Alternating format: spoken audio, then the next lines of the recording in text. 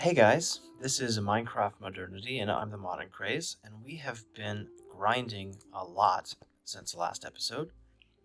Today I want to talk about all the different things that I've done, mostly just little starter farms that I've stolen from other people in different YouTube videos, and I'll talk about all of those things.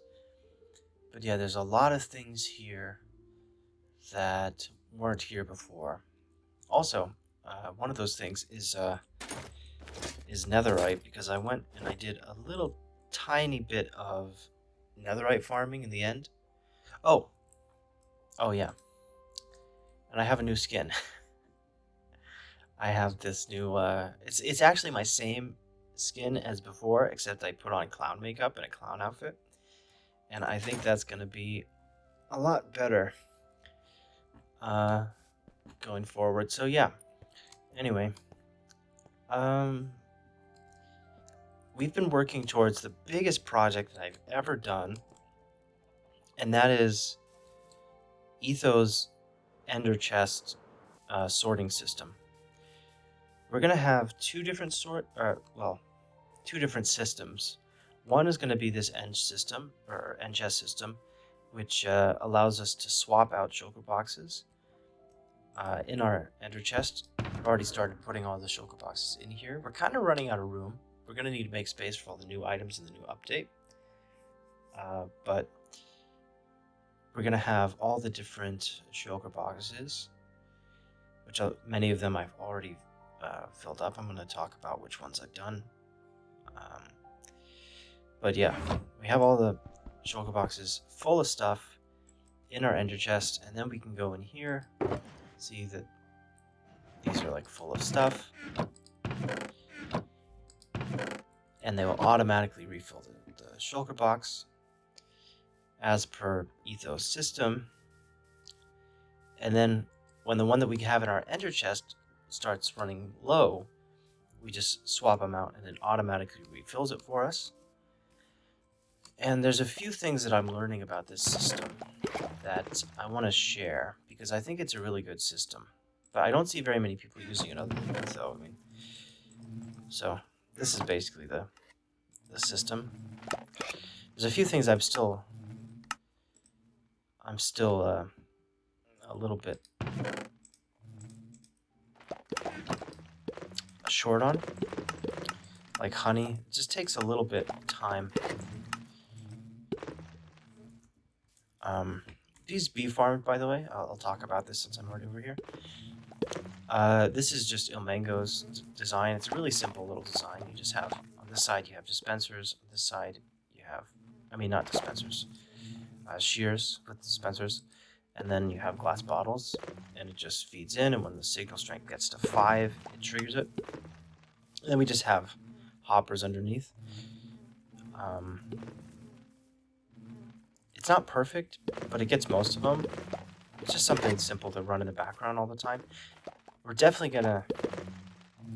I'm gonna consider getting another. I have the friendly creatures sound to like 1%, but it's still kind of loud. I'm probably gonna consider building another one later on, but this is, these are really easy to set up. I have chests up here just so if I need to, I could read the bees, but I haven't needed to do that. And the only reason I put them side by side like this is because I was too lazy to place another redstone line for the on-off switch. We have fence gates in there, you can see, that are currently open. And if we close them, then all the bees would get stuck in the beehives.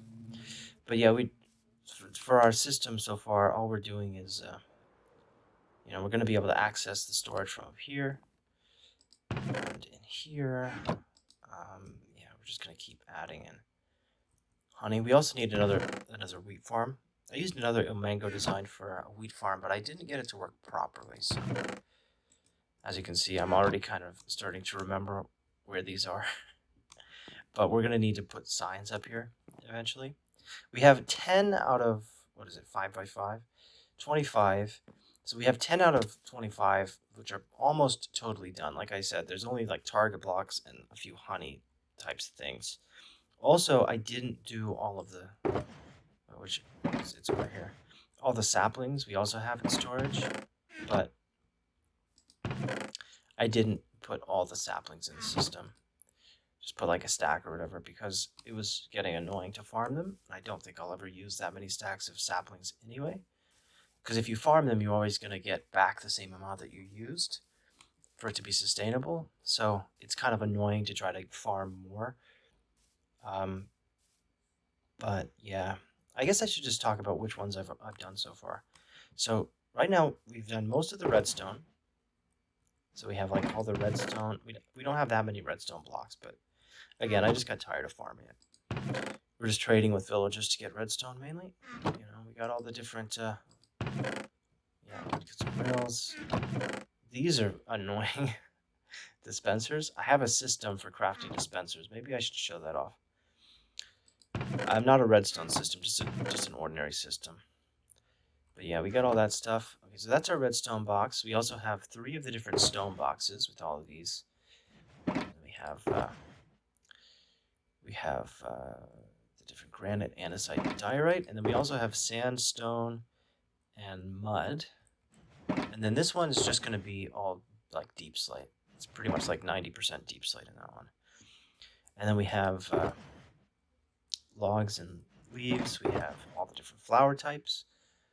In every one of these, there's obviously 27 spaces in each chest, and there's only 25 different items that can be stored above. So you got to pick the 2 least common ones. In this case, it's like spore blossoms and bee nests.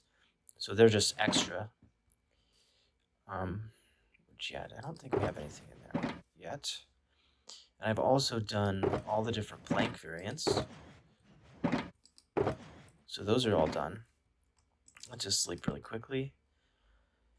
And how many does that make? That makes 3, 6, 7, I think 8, 9. And then this is the last one, I think.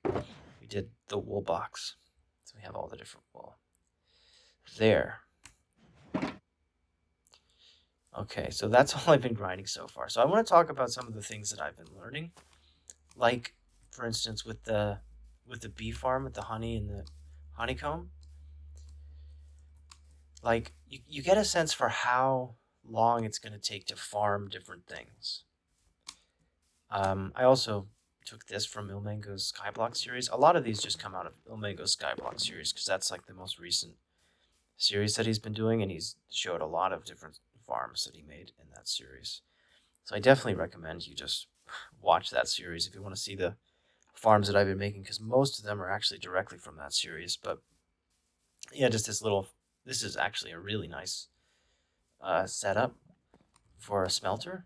We have some of these positioned in the walls, and we just have lava. It's been really quick to just load it up with lava. Come over here, and eventually we'll have a nicer kind of, at least a building around it or something. This was my little enclosure for farming all the bees. That went pretty quickly. Nothing really special here. It's kind of this ugly little building. I put down all the different types of flowers, just to make it look a little less unsightly. I really didn't want to put too much effort into building until after we have the storage system done. I know I probably should have just made something nice, but anyway.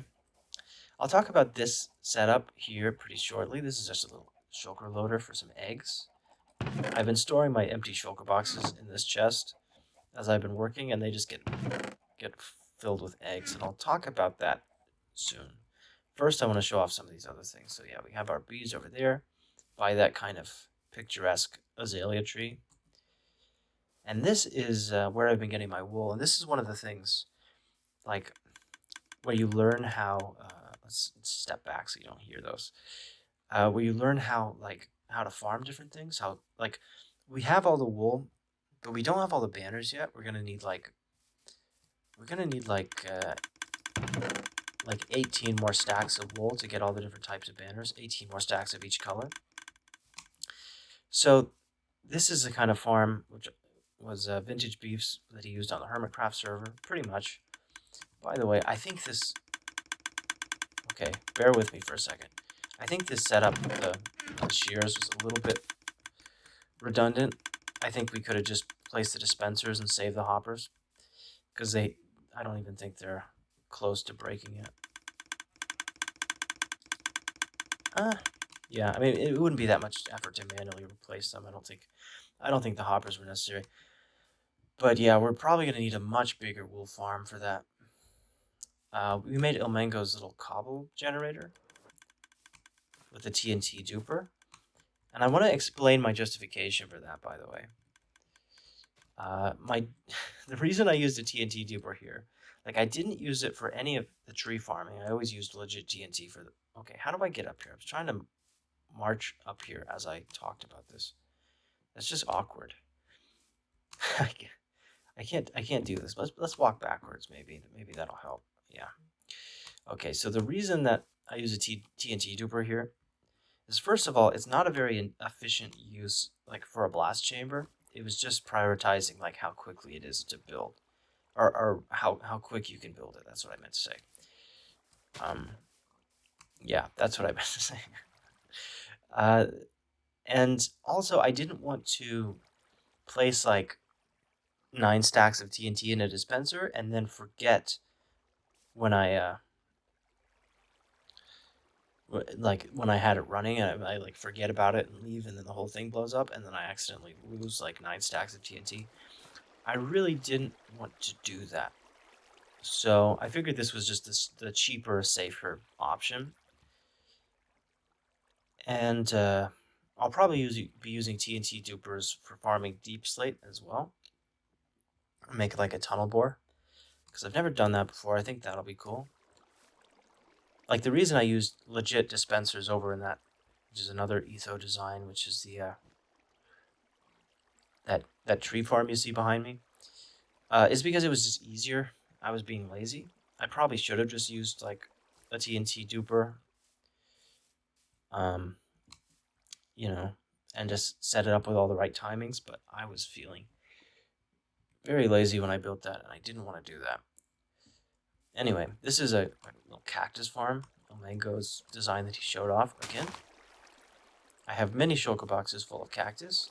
I was going to try something that I saw in a Zuzuma video, where I also have it so the overflow, if I let it run, it'll just get composted.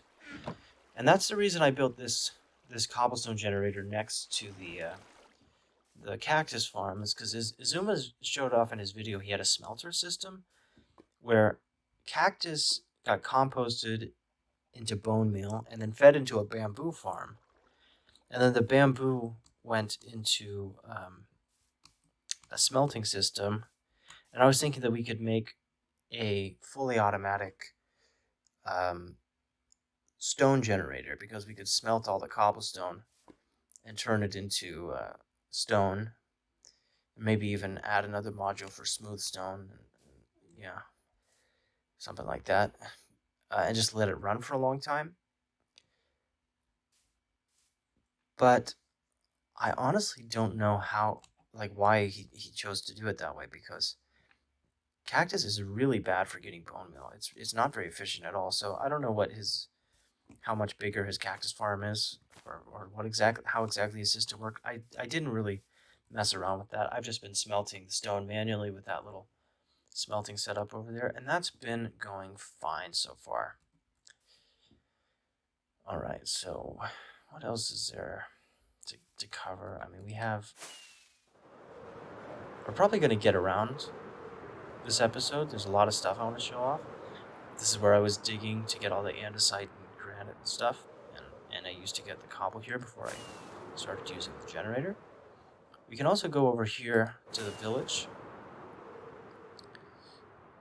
as it kind of struggles to load in. There's going to be a village over here eventually. Okay, there's actually a second village way off over here. Way off in the distance.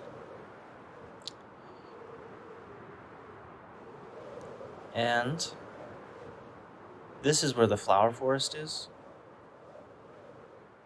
It's just across this river here. And we have like a dozen flower farms built over here. These are Again, Ilmango's design. He always does like really efficient builds. So this one, and down there, and they're all over this flower forest, and there's one in a meadow over on a mountain over there. So yeah, there's just like a dozen of them, one for each different type of flower. So we basically are set for dyes. And there's one. This was a little bit annoying. I had to like search for a swamp biome. I'm not gonna fly all the way over there, but to get the blue orchids, we had to go way off because apparently they don't grow in mangrove swamps. They only grow in like actual swamps. And even though I scouted this seed to make sure that there was a swamp nearby, apparently there wasn't an actual swamp. There was just a mangrove swamp. So there's just a tiny little swamp biome like thousands of blocks away, and that's the only place uh, where I can get blue orchids. But we already have plenty of blue orchids, so um, we're not going to have to go back there very frequently, because how often are we really even going to use them? Now, I'm feeling a little bit scatterbrained. Like I'm trying to talk about the benefits of using this storage system like, because obviously the benefit is that it automatically refills your shulker box, which is totally sorted. And that's like the main reason, right? Is you can take your entire storage system in your shulker box, or rather in your ender chest, with all the shulker boxes, and then automatically refill it when it gets light. And then when your shulker boxes get lower, or I mean, not the shulker boxes. I mean, when the chests over here get lower, you can refill them from the top, like I was showing earlier.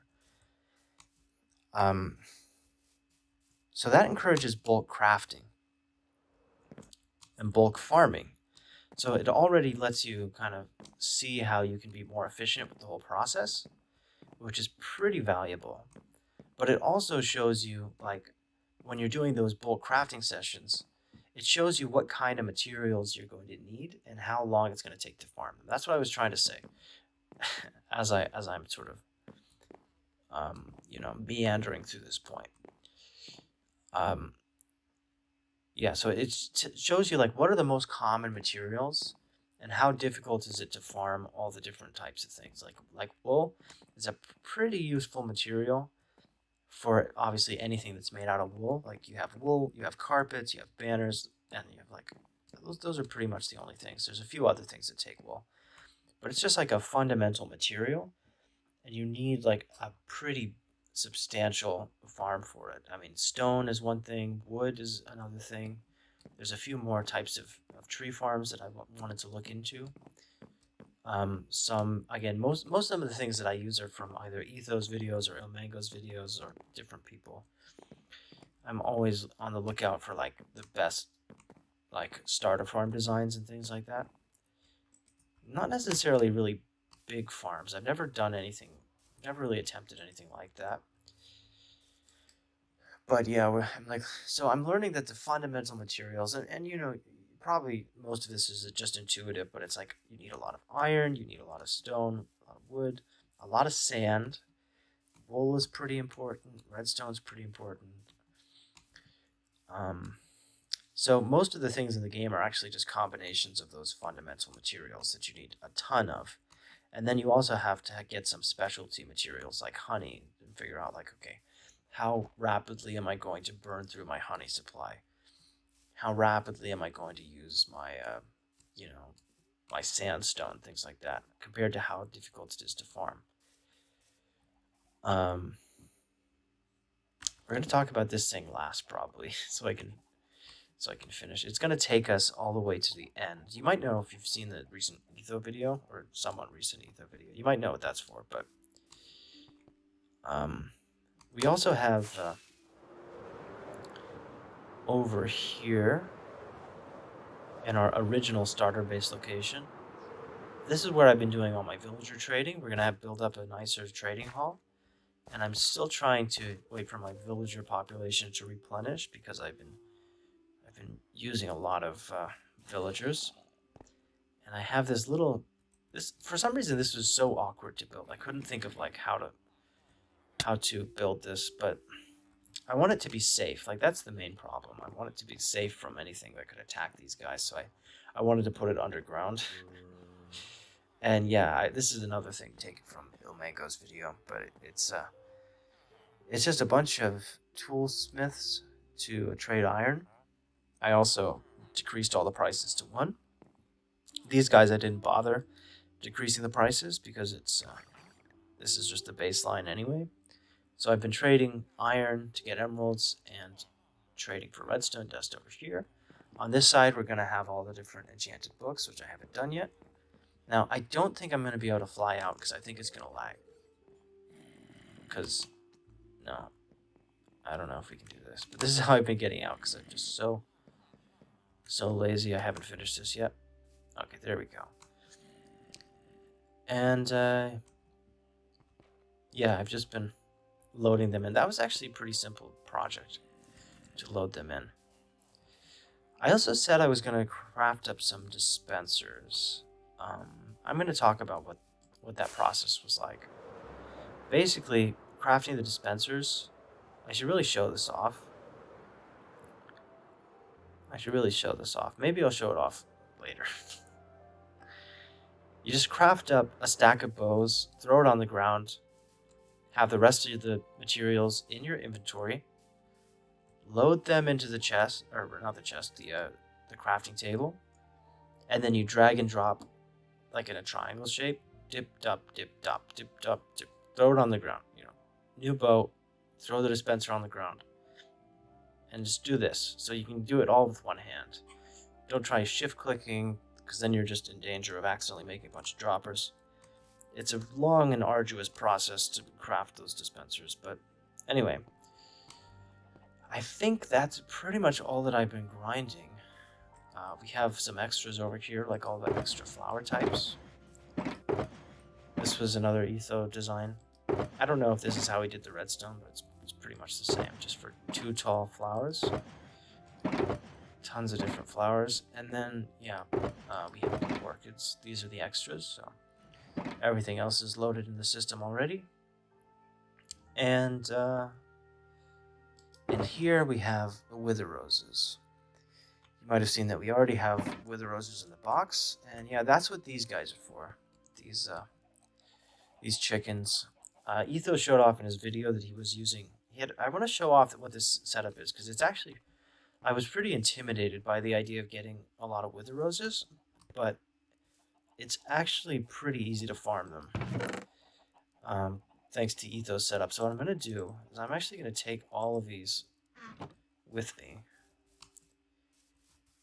So we have our rockets. Hopefully I don't lose these. Since we have everything in the end chest, that's kind of the downside, is all of these shulker boxes are going to be in our inventory, which is kind of exposed. Okay, where are we? We got to line this up properly so I don't lose my sense of direction. You can bear with me for 1 second as I figure this out. Okay, so that's where the... Okay, so it's a straight shot. I always get lost when I'm looking for the end portal. But it should be a straight shot from here.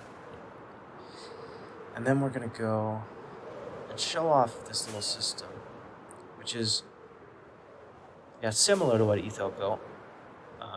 He said he had a reason for not using eggs. He used buckets of cod because you can automatically farm buckets that way.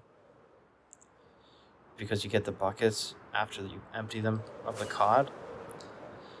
So that's, but this was originally my plan for getting black dye, but it's pretty slow, so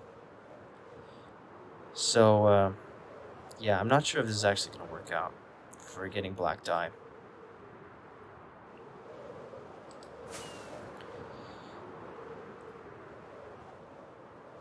Where is it? It should be like right there. Right here. It should be right here. Right there, I see it. Okay. Eventually we'll build a rail track or something. let's set our spawn there, just because that's kind of easy. Okay.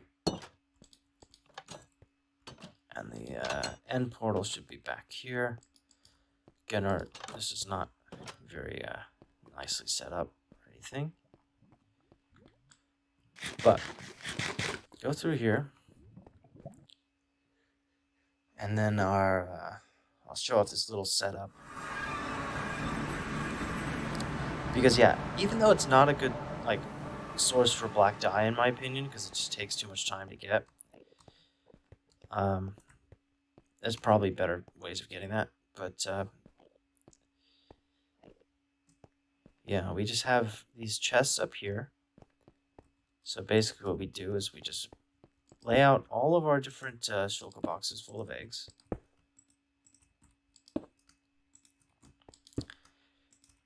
Just quickly, I mean, it doesn't really matter.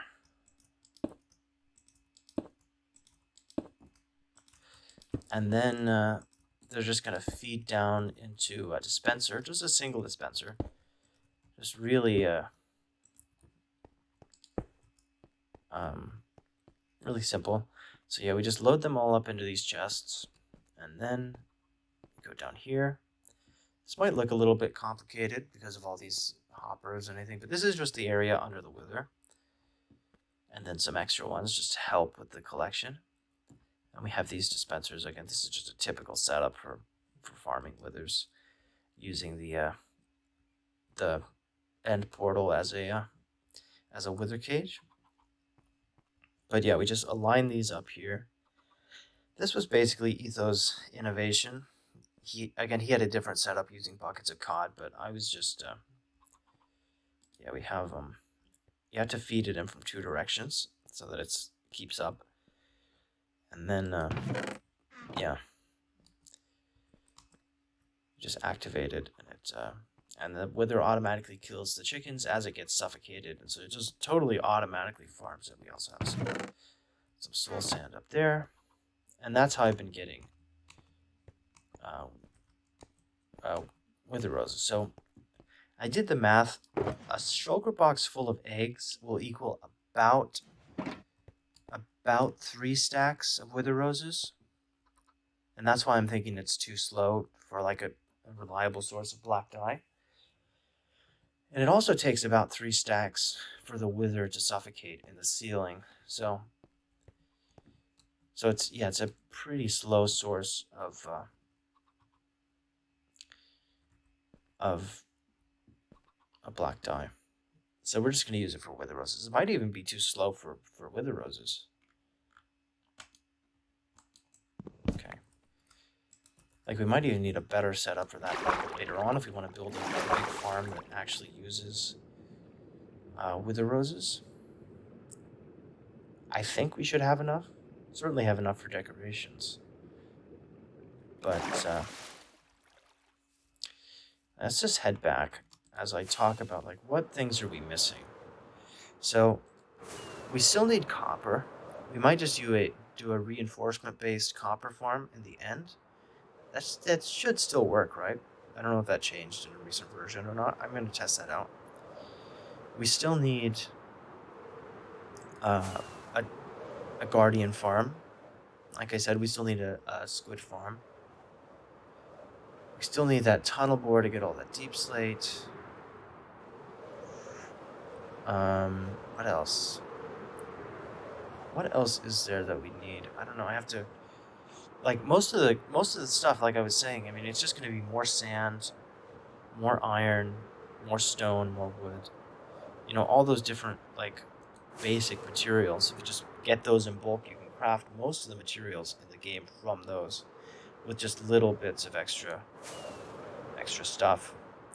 So it's just trying to get the right balance of starter farms and then figuring out like what other materials you just have to grind in order to get the rest of the crafting done. So yeah, I was gonna tease this at the beginning of the episode, but I forgot. I have a super secret project in mind that is gonna be using a whole bunch of different types of materials like probably an assortment of every material in the game. And it's going to be a massive project, and it's going to take a long time. And hopefully, and it is actually going to be actually doing some creative building instead of just taking other people's starter farms. Oh, there was one thing I forgot to mention. I just remembered. This wheat farm. Elmego showed it off recently, and I couldn't get it to work properly. These things, the hopper minecarts, this system, I couldn't get that working. I couldn't get it's supposed to use darkness to make the wheat pop off, because you go in here, turn it on, and then you basically you're supposed to use like a clicking script, but I was doing it like this. You go into the keybind and you make it you just change this keybind to, like, I've been doing it to a key, and that allows you to click really fast. Like, how do I show this off? Like, if you're doing it like this, like, you just hold it down and it places really fast. And then when I'm done with the farm, I just go back in and reset it, which is a little bit annoying, but so I don't actually know if that's fast enough. But yeah, I couldn't get it to work, so we're gonna need a different farm for that. But yeah, so now I think you have a good idea of where I am. Oh, another thing, another update. The bone meal farm is broken because I keep forgetting it. Another Elmego design. I keep forgetting to turn this off, and it was actually broken before. I don't know why, but yeah, I just forgot to turn it off. I left it running and I unloaded the area and it just got broken. So I have to replace the lava and remove some cobble, which is not that bad. It's a little bit annoying, but for some reason only this half of the farm was working. So I have to figure out that too. But yeah. And this iron farm, by the way, I was wondering if I was going to have to do another iron farm. But this iron farm has been keeping up with all my iron needs. So anyway, that's about where we are. In the series, I've been just grinding, loading up shulker boxes full of stuff, loading up the storage system. Doing tons of crafting, tons of mining, exactly as you'd expect in this game. And eventually, we're going to start increasing our compound, building up some buildings. I've just been basically outside and exposed for the most of this process, so it'll be nice to have some indoors areas for some storage.